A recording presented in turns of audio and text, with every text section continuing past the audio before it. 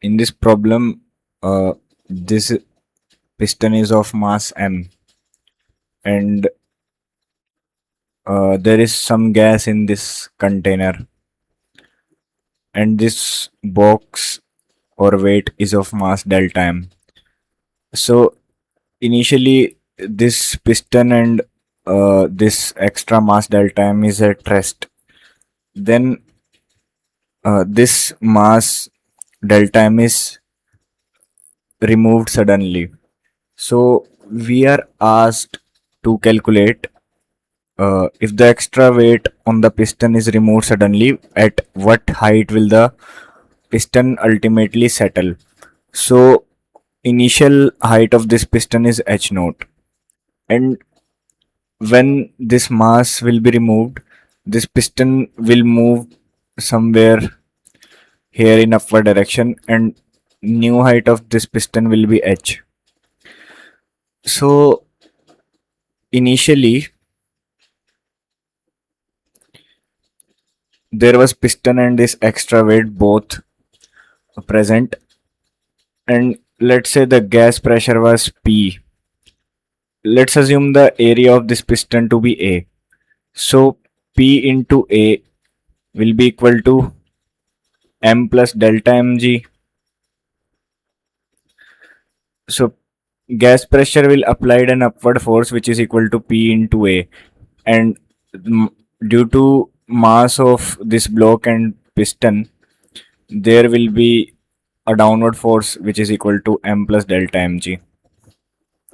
Finally, when this mass is removed and piston settles somewhere here at a new height, so gas pressure will be p dash, area is same as before a, and the downward force will now be mg. So p dash a equal to mg.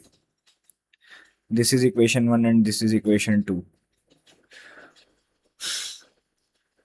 I can write that delta q equal to delta w plus delta u.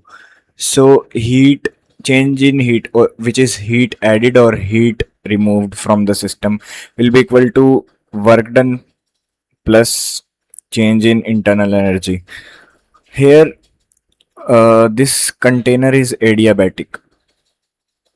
The walls of cylinder and piston are made up of heat insulating material. So no heat will be removed out of this container, neither heat from atmosphere can be transferred to this container. So delta Q will be equal to 0. What is this delta W? So gas will do some work to transport this piston from this height to this height. So what's that work?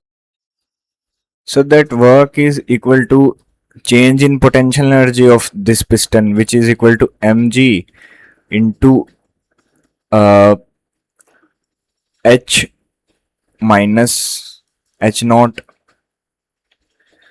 plus change in internal energy. So let's assume that initial temperature of the gas was Ti and final temperature is Tf. So internal energy is NCV delta T, and this delta T is T final minus T initial. So bringing this term to the left hand side, I can write minus mg h minus h naught equal to NCV T final minus T initial. So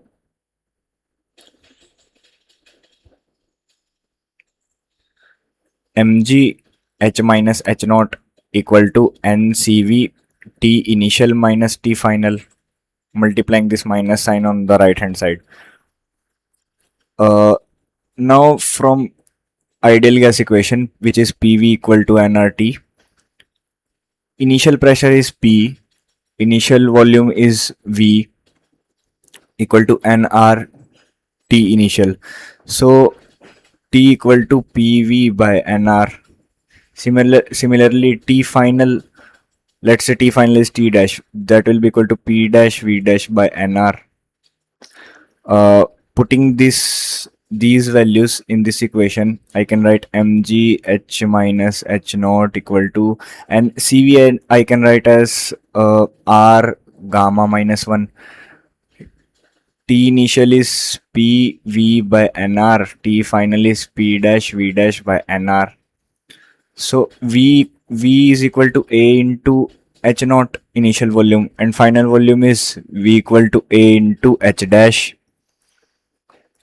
So mg h minus h naught equal to nr gamma minus 1 p into a h naught by nr minus p into a h dash by nr. These nr will cancel out. Now I will put value of p and p dash in this equation which we have calculated above from equation 1 and 2. So this g will cancel out. So mh minus mh naught equal to into gamma minus 1 will be equal to m plus delta m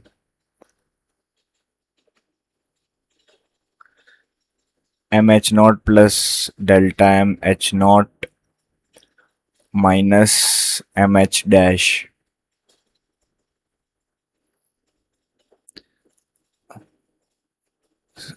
This all is h dash.